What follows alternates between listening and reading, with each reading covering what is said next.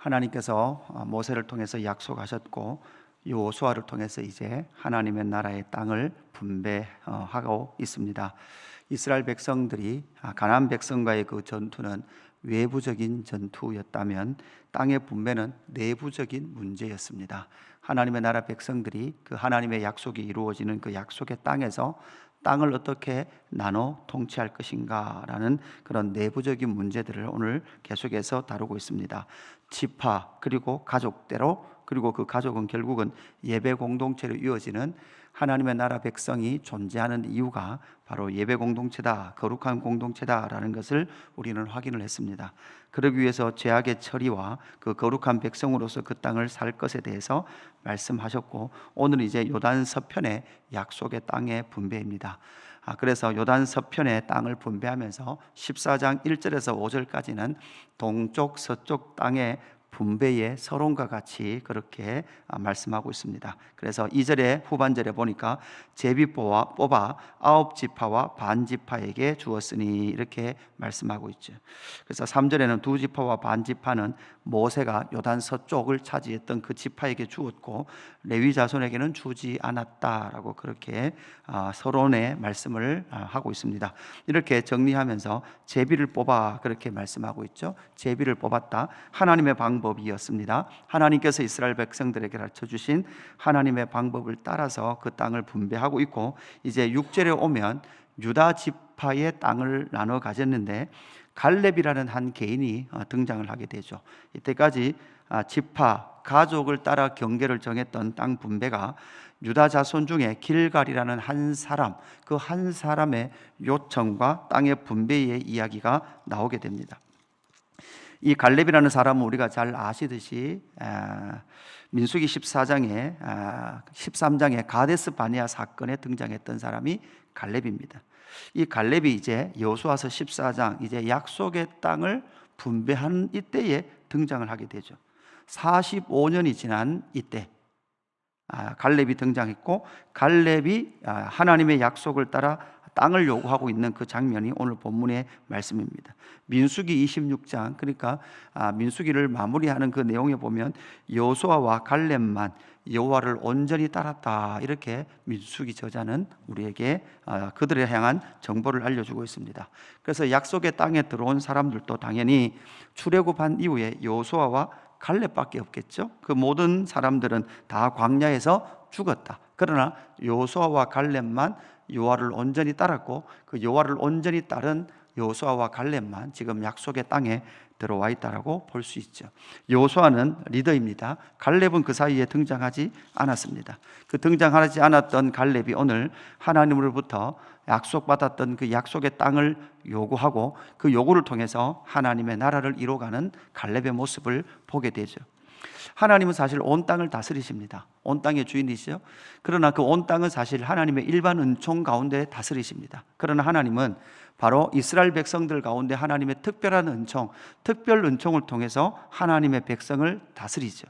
그 특별한 은총을 통해서 하나님 무엇을 원합니까? 일반 은총 가운데 있는 온 땅이 하나님의 통치의 영광을 보고, 특별한 통치의 영광을 보고 하나님께로 돌아오기를 원하셨던 것이죠. 그 중에 갈렙이라는 이 한 사람이 하나님의 통치를 이루어내는 그 장면을 우리는 잘 기억해야 합니다.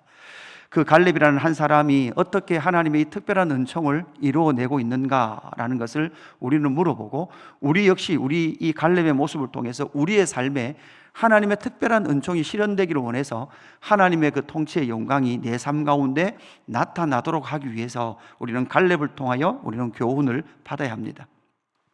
그 갈렙이 하나님의 통치를 어떻게 실현해 갔습니까? 첫 번째는 갈렙은 하나님의 약속에 충성된 자다, 그렇게 성경은 말씀하고 있지요. 8절에 보니까 이렇게 말씀합니다. 나와 함께 올라갔던 내 형제들은 백성의 간담을 높게 하였으나 나는 내 하나님 여호와께 충성하였으므로, 이렇게 말씀하고 있죠. 지금 이 이야기가 무엇입니까? 7절에도 보니까 40세에 모세가 가데스 바네아에서 자기를 보냈다, 이렇게 말하죠. 나이 40이 되었을 때 가데스 바네아에서 12명의 정탐꾼을 파송할 때 자기도 그 속에 있었고, 함께 올라갔던 내 형제들이 간담이 높고 그들이 기가 죽었을 때 그럼에도 불구하고 나는 내 하나님 여호와께 충성하였다, 이렇게 말씀을 하고 있습니다. 9절에도 보니까 그날에 모세가 맹세하여 이르되 내가 내 하나님 여호와께 충성하였은즉, 이렇게 말씀하고 있죠. 모세도 이 갈렙이 충성했다, 이렇게 인정을 하고 있습니다.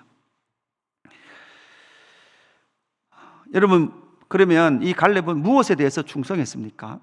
우리는 알아야 합니다. 그냥 충성이라는 단어만 기억할 것이 아니라 이 갈렙은 당연히 하나님의 약속에 대해서 충성했습니다. 아브라함과 이삭과 야곱과 약속하셨던 하나님, 그리고 모세를 통해서 그 약속을 확인해 주셨던 하나님. 그래서 이 갈렙은 자기 신념의 확신이 아니죠. 하나님께서 약속하셨던 그 약속에 대한 충성이었습니다. 12명 중에 10명은 불가능하다고 그랬습니다. 이 10명은 자기 신념이었습니다. 자기 육신의 눈에 보는 상황이었습니다. 상황은 불가능해 보입니다. 그러나 하나님의 약속은 언제나 신실합니다. 하나님의 약속을 그는 믿었습니다. 하나님의 약속에 그는 충성됐습니다. 이것이 바로 하나님의 은총과 하나님의 통치가 실현되는 거죠. 하나님의 나라는 땅이기도 하지만 여러분 어디입니까? 통치의 영역입니다. 땅이 아무리 넓어도 하나님의 형상과 모양인 사람이 하나님의 통치를 받지 않으면 그것은 온전한 하나님의 통치가 이루어지지 않는 것이죠. 땅을 분배받고 땅 위에 살고 있는 하나님의 나라 백성들이 하나님의 통치를 담아내기 위해서 갈렙처럼 하나님의 약속에 충성된 자의 삶을 살아야 된다라는 것이죠. 우리의 눈으로 보면 언제나 간담이 서늘합니다. 세상이 커 보이고 그 세상을 향한 인간의 눈으로 보면 그 세상은 언제나 하나님의 뜻을 이루기에는 너무나 강해 보입니다. 그럼에도 불구하고 이 갈렙은 하나님의 약속에 충성된 자다, 그렇게 말씀하고 있습니다. 두 번째, 이 갈렙이 하나님의 뜻을 이루어갈 수 있었던 방법은 무엇입니까? 하나님의 말씀에 이끌려 온 자였다, 이렇게 말씀하고 있습니다. 10절부터 뭐라고 말씀합니까? 이제 보소서 여호와께서 이 말씀을 모세에게 이르신 대로, 이렇게 말씀하고 있고, 이스라엘이 광야에서 방황한 이 45년 동안을 여호와께서 말씀하신 대로 나를 생존하게 하셨나이다, 이렇게 말씀하면서 자기가 지금 85세가 됐다는 거예요. 가데스 바네에서 실패했습니다. 사실 여호수아와 갈렙은 가겠다 그랬죠.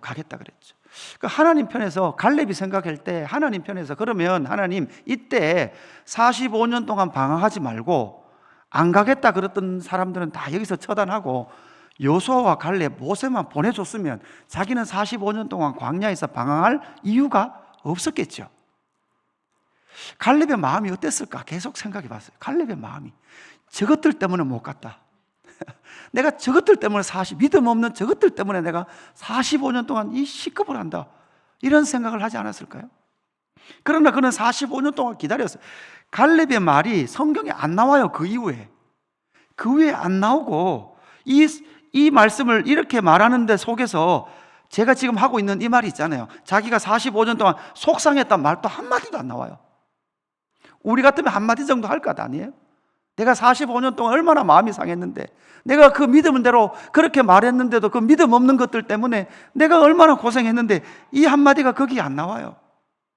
오직 하나님의 말씀대로, 하나님이 말씀이 이끌어온 대로, 그리고 이 말이 자기가 45년 동안 인내했다라는 공로로 들립니까? 자기는 믿음대로 살았다는 공로로 들립니까?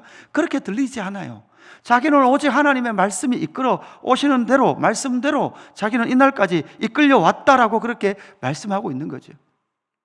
내가 믿음을 잘 지켰다, 내가 열심히 했다, 내가 그렇게 미웠는데도 불구하고 잘 참았다라는 말이 없이 오직 하나님이 이끌어 오시는 대로 이 45년의 시간을 통과하여 오늘 85세에 내가 하나님의 이 말씀대로 이끌려 이 자리에 서 있습니다.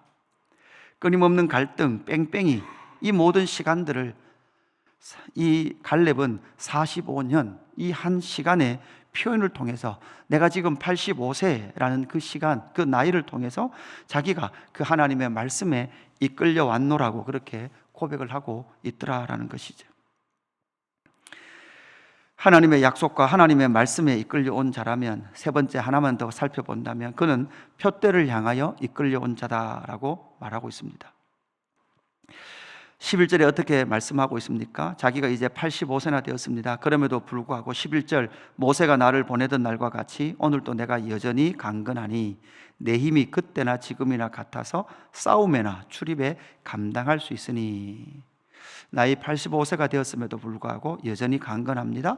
힘이나 그때 힘이나 지금이나 힘 같아서 싸움이나 출입을 감당할 수 있는데, 그것은 그날에 여호와께서 말씀하신 이 산지를 지금 내게 주소서. 당신도 그날에 들었으셨거니와 그곳에서는 아낙 사람이 있고, 여기서 아낙 사람 알죠? 아낙이라는 말은 목이 길다라는 말이거든요. 그 중에 가장 큰 사람들이에요. 그러니까 비어있는 땅, 이미 아주 보기 좋은 땅이 아니라 그 산지 중에 아낙 사람이 차지하고 있던 그 성을 주십시오.